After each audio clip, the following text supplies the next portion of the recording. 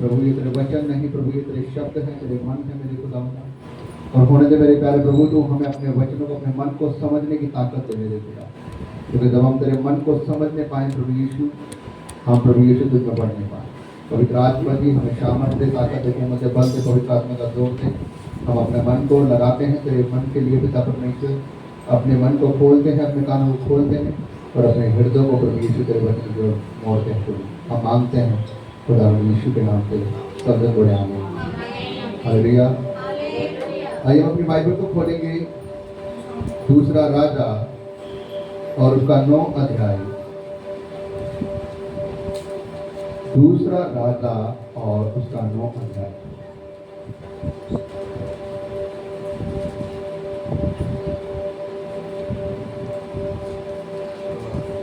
अभी तो बाइबल इस प्रकार से बताती है, जब पुरानी हिस्ट्री में जब हम पढ़ते हैं, जब हम न्यायों की पुस्तक में पढ़ते हैं, तो बाइबल इस प्रकार से बताती है कि जब जब इस्राएलियों ने पाप किया और परमेश्वर ने उनका न्याय करने के लिए अपने अलग अलग लोगों को चुना, अपने अलग अलग भविष्यद्वक्ताओं को चुना, अलग अलग व्यक्ति को उनके ऊपर राज्य करने के लिए, उनको चलाने के लिए, उनका न्याय करने के लिए परमेश्वर ने अलग अलग व्यक्ति को खड़ा किया और उनका चुनाव किया। जब जब इस्राएली परमेश्वर की तरफ मुड़ते थे, परमेश्वर उनके ऊपर दया करता था, लेकिन जब जब परमेश्वर उनके ऊपर दया करता और वो फिर उस पाप में गिरते, और जब वो पाप में गिरते तो फिर परमेश्वर उनसे मुंह मोड़ता। आज हम भी उसी प्रकार से, हम वही इस्राएली हैं, हम बदले नहीं, आज भी उसी प्रकार से हैं। आज भी जब जब परमेश्वर हमारे ऊपर दया करता है तो हम परमेश्वर के साथ हो जाते हैं, लेकिन जब थोड़ी सी दिक्कतें, परेशानियां हमारे जीवन में आती हैं, तभी भी हम परमेश्वर से दौड़ जाते हैं। बाइबल इस प्रकार से बताती है कि जब हम परमेश्वर के विरुद्ध जाकर काम करते हैं, तब परमेश्वर क्या करता है? परमेश्वर हमारा न्याय करने के लिए अपने धर्मी जन को खड़ा करता है। हालेलुया। और जब परमेश्वर अपना न्याय करने के लिए अपने लोगों का, धर्मी जन को खड़ा करता है, तब वो धर्मी जन परमेश्वर की सामर्थ को पाकर वो अपने लोगों का क्या करता है? न्याय करता है और परमेश्वर की ओर से लड़ता है। आज हम जो वचन पढ़ने जा रहे हैं, यहाँ पर इसी प्रकार से है। यहाँ पर परमेश्वर ने येहू का अभिषेक किया ताकि वो क्या करे? वो परमेश्वर के लोगों का क्या करे? न्याय करे। जो परमेश्वर के भविष्यद्वक्ता थे, जो परमेश्वर के दास लोग थे, जिनको कहीं इस्राएलियों ने क्या किया? उनका खून बहाया। यहाँ तक कि भविष्यद्वक्ताओं को मारा गया, खुदा के दासों को मारा गया, खुदा के नबियों को मार दिया गया, तलवार से उनकी गर्दनों को काट दिया गया। तो परमेश्वर ने क्या किया? अपने दास का वहां पर अभिषेक किया और अपने दास को चुना और उसने कहा कि मैं तेरा अभिषेक करता हूं ताकि तू क्या करे? मेरे भविष्यद्वक्ताओं का, मेरे नबियों का तू बदला ले सके। और जब तू उनका बदला ले तो जो वैरी हैं वो क्या करे? वो खून के आंसू। हालेलुया। आज भी पृथ्वी पर इसी तरह से हो रहा है। आज भी खुदा के नबियों को मारा जा रहा है, आज भी खुदा के लोगों को मारा जा रहा है। कई जगहों पर खुदा के दासों को मारा जाता है, कई जगह पर चर्चिस तोड़ दी जाती है, कई लोगों को, मसीह लोगों को जला दिया जाता है। अगर आप जगह जगह यूट्यूब के ऊपर खोल कर देखें तो अन्य जगहों पर चर्चें तोड़ दी जाती है, अन्य जगहों पर मसीह लोगों को मारा जाता है, उनके ऊपर विरोध किया जाता है, उनके चर्च जला दिए जाते हैं, और कहीं तो खुदा के दासों को जान से मार दिया जाता है। अभी बीते दिनों में मैंने देखा कि खुदा के दास को कुल्हाड़ी मार कर उसको मार दिया, उसके शरीर के अंग काट दिए, उसका सर काट दिया, उसका सर फाड़ दिया, कुल्हाड़ी मार के उसको खत्म कर दिया। फिर बीच में कई खुदा के दासों को ऐसा मारा उन्होंने कि मतलब कि वो हॉस्पिटल में एडमिट थे, 10 से 15 लोग चढ़े। जब जब ऐसी घटनाएं होती हैं, परमेश्वर चुप नहीं होता। वो देखता है कि इन लोगों ने मेरे नबियों को, मेरे दासों को, मेरे धर्मीजनों को मारा है, और फिर मैं भी चुप नहीं रहूंगा। परमेश्वर गूंगा नहीं, वो मूर्ति नहीं, वो कोई चुप रहने वाला परमेश्वर नहीं, और वो पलटा लेने वाला परमेश्वर है। हालेलुया। फिर जब परमेश्वर के लोगों के साथ जब दुख होता है, तो जब परमेश्वर न्याय करता है, फिर नजारा देखने वाला था। फिर बोलते हैं लोग कि ये बड़ी सुनामी आई है, बड़ा भूकंप आया है, बड़ा का बड़ा शहर जल गया है। तब उन लोगों को पता लगता है कि हमने खुदा के नबियों को, हमने जो दुख पहुंचाया उसका फल हमें मिला। उसी प्रकार से यहाँ पर येहू का अभिषेक किया गया। आइए हम पढ़ेंगे दूसरा राजा उसका 9 अध्याय की पहली आयत से पढ़ेंगे और मैं आप लोगों के बीच में पढ़ता हूं और आप सुने। यहाँ पर इस प्रकार से लिखा है, तब एलीशा भविष्यद्वक्ता ने भविष्यद्वक्ताओं के चेलों में से एक को बुलाकर उससे कहा, कमर बांधकर और हाथ में तेल की कुप्पी लेकर गिलाद के रामोत को जा और वहां पहुंचकर येहू को जो यहोशापात का पुत्र है, निमाची का पोता है, ढूंढ लेना। तब भीतर जाकर उसको खड़ा कराकर उसके भाइयों से अलग करके, क्या कह रहा है, उसके भाइयों से अलग एक भीतरी कोठरी में ले जाना। तब तेल की कुप्पी लेकर उसके सर के ऊपर यह कहकर उड़ेल देना, यहोवा यूं कहता है कि मैं तेरा इस्राएल का राजा होने के लिए क्या करता हूं, अभिषेक कर देता हूं। छठी आयत को पढ़ेंगे। तब वह उठकर घर में गया और उसने यह कहकर उसके सिर पर तेल डाला, इस्राएल का परमेश्वर यहोवा यूं कहता है, मैं अपनी प्रजा इस्राएल पर राजा होने के लिए तेरा क्या करता हूं, अभिषेक कर देता हूं।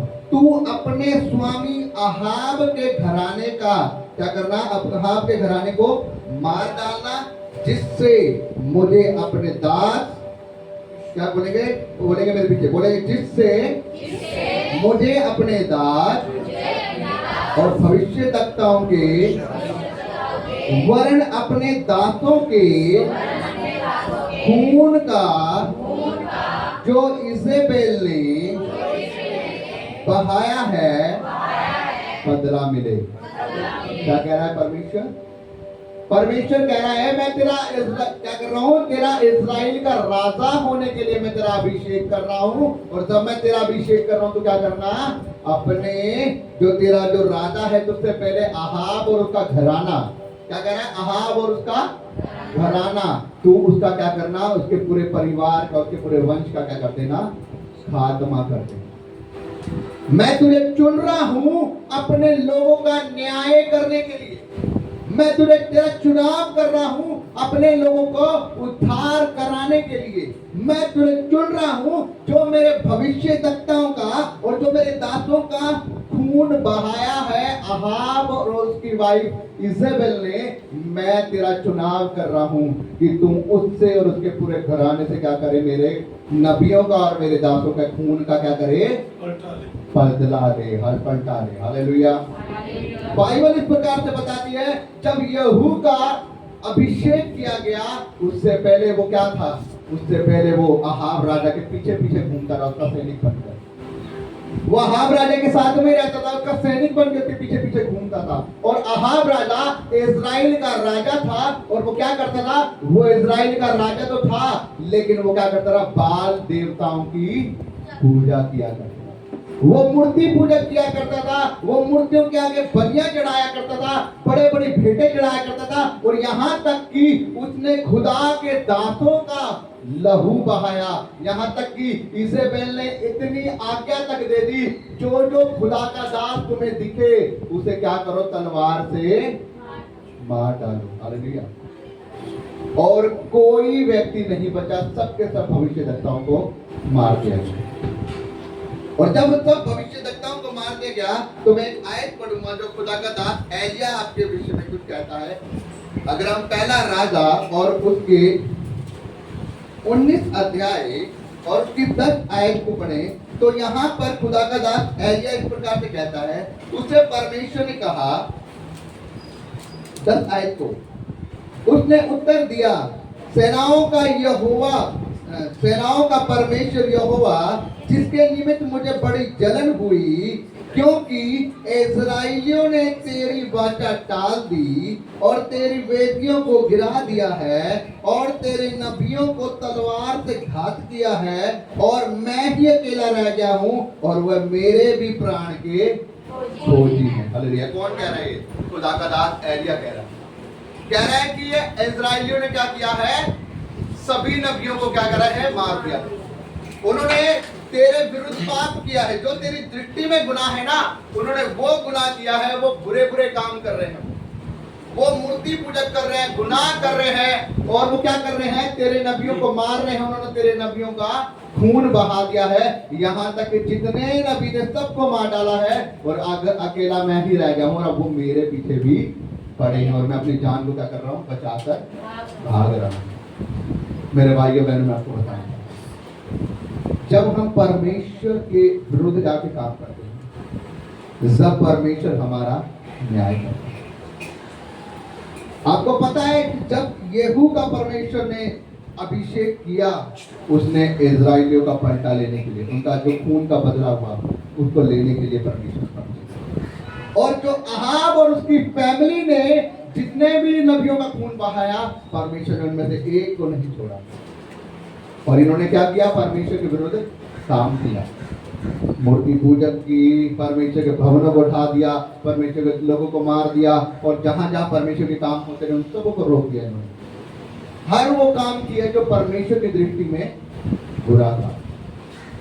बाइबल इस प्रकार से बताती है कि अहाब राजा जो था वो युद्ध में गया, और युद्ध के अंदर वो क्या कर रहा है, भेष बदल के गया है। क्या कर रहा है, भेष बदल के गया है कि मैं इजराइल का राजा बन के नहीं जाऊंगा। यहोशापात को साथ में लिया और कह रहा है कि यहोशापात तू अपने वस्त्रों में रहेगा, लेकिन मैं बिना वस्त्र के जाऊंगा, मैं राजा के कपड़े पहन के नहीं जाऊंगा। और युद्ध में लड़ रहा है, चुप से लड़ रहा है। आपको पता है किसी ने अचानक से ऐसे तीर चलाया, अचानक से, वहां पर लिखा है किसी ने ऐसे अटकन में तीर चलाया, और वो जाकर किसको लगा, राजा अहाब को।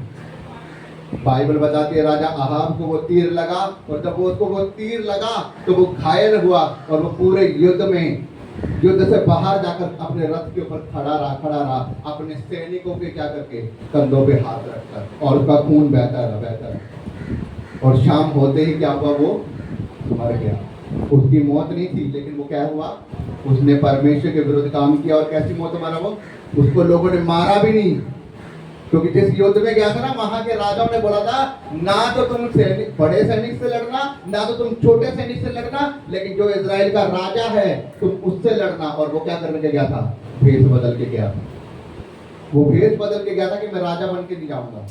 यहोशापात को उसने राजा का कपड़े पहना रखे थे। लोग यहोशापात के पीछे पड़ गए। जब यहोशापात के पीछे पड़ गए तलवार लेकर, तब यहोशापात चिल्लाया, और उन्होंने देखा कि ये तो राजा नहीं है, वो उसको छोड़कर भाग गए। लेकिन किसी ने अटकन में चलाया तीर। याद रखना, जब हम परमेश्वर के विरुद्ध काम करते हैं, परमेश्वर हमें ऐसी मौत मारता है जो हमारे नसीब में लिखी भी नहीं है, और हम उस मौत से मरते हैं। जो विपत्ति हमारे ऊपर नहीं भी आनी होती, वो विपत्ति हमारे ऊपर आती है। जब उसका खून बहा, खुदा के दास एलिया ने पहले उसकी भविष्यवाणी कर दी थी कि तेरा खून कुत्ते चाटेंगे। और जहां जो वो मरा उसको मिट्टी दी गई, जहां का रथ धोया गया वहां पर उसका खून जो था वो बह गया नीचे, और कुत्तों ने उसके खून को चाटा, और जहां पर उसके खून को चाटा वहां पर वेश्याएं नहाती है। Hallelujah, hallelujah. परमेश्वर का वचन यहाँ पर बता रहा है। उसके बाद उसका लड़का, अहाब राजा का लड़का, उसके बाद राजा बना, और राजा बनने के बाद वो क्या हुआ है, सिर्फ 2 वर्ष ही राजा बन पाया है। 2 वर्ष बाद वो मर गया है। क्यों मर गया है, क्योंकि परमेश्वर क्या, उन्होंने क्या किया, नबियों को मारा, परमेश्वर के विरुद्ध होकर काम किया। बाइबल इस प्रकार से बता रही, खिड़की में बैठा हुआ था, जालीदार खिड़की में, और खिड़की से झांक रहा था। अचानक उसे पता नहीं क्या हुआ, वो खिड़की से नीचे गिरा, और नीचे गिरकर मरा नहीं, चोट लग गई उसे। अब जब चोट लगी तो बिस्तरे के ऊपर बैठ गया, और पूछने के लिए भेज रहा है अपने दासों को, जाकर बाल के पुजारियों से पूछ कर आओ कि ये जो बीमारी मेरे ऊपर आ गई है, ये जो चोट मुझे लग गई है, मैं इससे ठीक होऊंगा कि नहीं होऊंगा, मैं इस बीमारी से बाहर निकलूंगा कि नहीं निकलूंगा।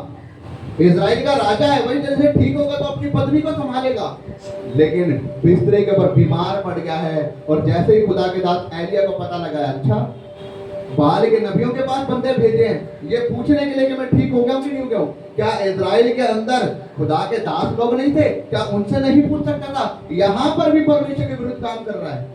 परमेश्वर के दास उसके सैनिकों को रास्ते में पकड़ के बोला, अपने अपने राजा से जाके बोलो, क्या इजराइल में खुदा के दास लोग मर गए थे?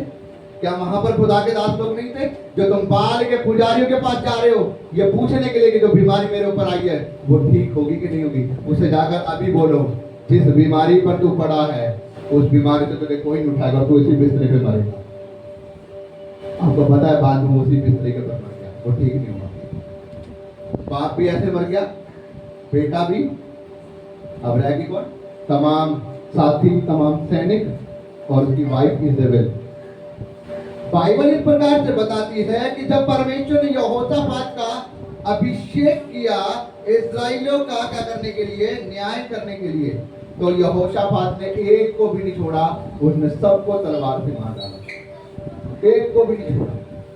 यहां तक कि अगर आप इजेबेल के बारे में देखें तो बाइबल इस प्रकार से बता रही है जब इजेबेल की मौत हुई तो इजेबेल के बारे में अगर आप पढ़ें तो यहां पर इस प्रकार से लिखा है, दूसरा राजा उसका 9 का उसकी 30 आयत में इस प्रकार से लिखा है 30 आयत में, जब यहू इस्राएल को आया तब इजेबेल यह सुनकर अपनी आंखों में सूरमा लगा रही थी। क्या सुनकर? कि उसने मेरे कहीं साथियों को क्या किया? उसने तलवार से यहू ने मार डाला है। वो क्या हो चुका है? परमेश्वर की तरफ से इजराइल का राजा बन चुका है, उसका अभिषेक हो चुका है। अभिषेक होने का मतलब पता है आपको? एक व्यक्ति परमेश्वर के द्वारा चुन लिया जाता है। जब आपका परमेश्वर अभिषेक करेगा ना, जरूरी नहीं आपके सर के ऊपर तेल उड़ेला जाए। अगर आप परमेश्वर की ओर से चुने गए हो ना तो परमेश्वर आपको अपनी आत्मा से भर देगा। ये बात और है कि परमेश्वर अपने दासों को बोलता है कि इस व्यक्ति को मेरे लिए अलग कर, इसके सर के ऊपर तेल उड़ेल कर, क्योंकि तेल अभिषेक का तेल होता है। लेकिन कहीं बारी जब परमेश्वर आपको अकेले को चुनता है तो परमेश्वर आपको वैसे ही अलग कर देता अपनी पवित्र आत्मा के द्वारा। हालेलुया। बाइबल इस प्रकार से बता रही, जब यहू का अभिषेक हुआ उन लोगों से बदला लेने के लिए, तब वो कई लोगों को मार कर और वो जा रहा है इजेबेल को खत्म करने के लिए। और इजेबेल एक ऐसी मूर्ति पूजक और एक पापी स्त्री है जिसने खुदा के नबियों को मरवाया। और ये क्या करती है? ये व्यभिचार भी करती है, कई गलत काम भी करते हैं। और बाइबल इस प्रकार से बताती है कई दुष्ट आत्माओं की क्या है? ये सरताज है। और बाइबल इस प्रकार से बता रही है 30 आयत में, जब यहू इस्राएल को आया तब इस्राएल यह सुनकर क्या कर रही है? अपनी आंखों में सूरमा लगा रही थी। क्या कर रही थी? अपनी आंखों में सूरमा लगा रही थी और अपने बालों को सवार रही थी। और उसने इजेबेल से यहू से यही पूछा कि अब हमारी और कौन है? आपको पता है उसने एक वर्ड बोला, हे जिमी। जिमी मतलब हे कुत्ते। हे जिमी मतलब पहले वो क्या था? राजा अहाब के पीछे पीछे चलता था, उसका सैनिक होकर। लेकिन परमेश्वर ने उसको चुना उनको मरवाने के लिए, उसका अभिषेक कराया। अभी आपके सामने आपने पढ़ा। अब वो यहाँ पर कह रही है कि हे जिमी मतलब हे कुत्ते, हमारी तरफ कौन है? तूने तो हमें धोखा दे दिया है। और जब वो ये बात खिड़की से खड़े होकर अपनी आंखों में सुरमा लगाकर अपने बाल को सवार कर ऊपर से देख रही है और उससे खिड़की से ये बात पूछ रही है, तब यहू जो है वो आंखें उठाकर खिड़की की तरफ को देखता है और तीन खोजे पीछे से उसे देख रहे होते हैं। और यहू उसको क्या करता है? उनको बोलता है इसको ऊपर से उठाकर नीचे गिरा दो, पटक दो इसको ऊपर से उठाकर। और वो तीनों के तीनों खोजे का मतलब समझते हो आप? खोजे का मतलब समझते हो? हाँ, जो नहीं, जो जिनको हम लोग खुसरे बोलते हैं, वो खोजे। और बाइबल इस प्रकार से बता रही है कि तीन खोजे ऊपर से देख रहे थे और यहू ने उनको आज्ञा दी कि इसको ऊपर से उठाकर फेंक दो नीचे। और उन्होंने उसे उठाकर खिड़की से नीचे फेंक दी। और जब उन्होंने उसको उठाकर नीचे फेंका तो उसका शरीर है वो फट गया। उसमें से कुछ छींटे, नीचे घोड़े बंधे हुए थे, रथ में थे, वो कुछ छींटे दीवारों के ऊपर गए थे खून के, कुछ छींटे उन घोड़ों के ऊपर गिरे और उनका शरीर जो क्या वो लहू लहान हो गया। घोड़ों ने भी अपने पैरों से उसके शरीर को क्या करा, लताड़ दिया, यहाँ पर लिखा है। और बाइबल इस प्रकार से बताती है, जब घोड़ों ने उसके खून को उसके शरीर को लताड़ दिया, तब कुछ देर बाद येहू जो है वो उसके अंदर घर में जाकर वो खाने पीने लगा। और जब खाने पीने लगा तब थोड़ी देर बाद येहू ने कहा कुछ लोगों को कि जाकर उसके शरीर को जाओ, अपनी रानी के शरीर को क्या करो, मिट्टी दे दो। लेकिन जब बाहर आके लोग देखते हैं ना, तो कुत्ते उसके शरीर को क्या कर देते हैं, खा जाते हैं। खाली उसकी गर्दन, खाली उसकी हथेली और खाली उसका टांगे, बस यही बचती है। बाकी पूरा शरीर उसका कुत्ते खा जाते हैं, उसके खून को भी कुत्ते चाट जाते हैं। मेरे भाइयों बहनों, और ये जो बात हुई है, ये खुदा के दास एलिया ने पहले ही भविष्यवाणी कर दी थी कि तूने खुदा के दासों को मारा है, तेरा खून, तेरे परिवार का खून कुत्ते चाटेंगे, इवन इजेबेल के शरीर को कुत्ते खाएंगे। और यही हुआ है। जो बाकी उसका शरीर बच गया है, उसके विषय में उसने कहा था कि जो उसका सर और उसकी हथेली और उसके पैर बच जाएंगे, वो पृथ्वी के ऊपर वो दबेंगे नहीं, वो खाद का काम करेंगे और वो इसी प्रकार से पड़े रहे। आपको पता, परमेश्वर का वचन यहाँ पर इस प्रकार से बताता है, जितने लोगों ने परमेश्वर के धर्मी जनों के साथ न्याय करा है, जितने लोगों ने परमेश्वर के नबियों को सताया है, परमेश्वर के धर्मी जनों को सताया है, परमेश्वर के लोगों को मारा है, वो काम किए हैं जो परमेश्वर यहोवा की दृष्टि में गलत है, परमेश्वर उनको बख्शेगा।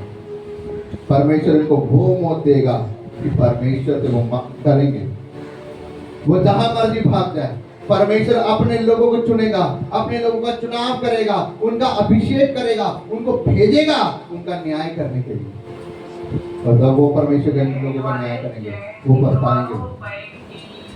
लोगों ने परमेश्वर के विरुद्ध जाके काम किया। अब लोगों को लगता है कि शायद कोरोना वायरस एक छोटी छोटी ऐसी बीमारी है, ये तो एक ऐसी विपत्ति है। अरे लाखों की संख्या में लोग मरे, लाखों की संख्या में। आपको क्या लगता है कि एक छोटी सी ऐसी बीमारी है, कुछ नहीं हुआ और लोग ऐसे ही मर गए? ये परमेश्वर की हल्की सी दहशत थी। बाइबल में लिखा, अंत के दिनों में ऐसी ऐसी बीमारियां, ऐसी ऐसी दिक्कतें, ऐसी ऐसी परेशानियां आएंगी जब लोगों से सही नहीं जाएंगी और लोग पछताएंगे और वो बोलेंगे, हे परमेश्वर हमें मौत दे दे। जब वो अपना न्याय सिंहासन पे बैठेगा, जब वो लोगों का न्याय करेगा, बाइबल में इस प्रकार से बैठेंगे लोग, पहाड़ों की दरारों में जाकर छिपेंगे और बोलेंगे, परमेश्वर अपना पहाड़ हमारे ऊपर गिरा दे, ये मौत हमें दे दे। वो मौत से भागेंगे, वो मौत मांगेंगे, लेकिन उनको मौत नहीं आएगी। क्यों? क्योंकि परमेश्वर उनका न्याय करेगा। इसलिए आज जरूरी है परमेश्वर के पास आना, इसलिए आज जरूरी है परमेश्वर से तौबा करने के लिए, इसलिए आज जरूरी है परमेश्वर के अनुसार अपने जीवन को बिताने की, परमेश्वर के नबियों को मारने की, परमेश्वर के धर्मी जन को उल्टा बोलने की नहीं, बल्कि परमेश्वर के पीछे होकर चलने की जरूरत है। बहुत सारे लोग हैं आज, वो परमेश्वर के अनुसार नहीं चलते, वो दोनों तरफ चलते हैं। परमेश्वर उन लोगों से खुश नहीं है जो खाली नाम के लिए हे प्रभु करते हैं, लेकिन उनके मन परमेश्वर से दूर है। वो संडे के दिन परमेश्वर के भवन में आते हैं, लेकिन बाकी दिन वो परमेश्वर के साथ नहीं होते, वो अपने कामों से उसका इनकार कर देते हैं। एलिया ने राजा अहाब को बहुत बारी समझाया, बहुत बारी सिखाया, उसको बड़े बड़े चिन्ह चमत्कार दिखाए। उसके 450 नबियों को उसने एक ही बारे में खत्म कर दिया तलवार से, क्योंकि परमेश्वर ने प्रमाण दिया था अपनी आग गिराकर। और राजा अहाब ने देखा भी और जाकर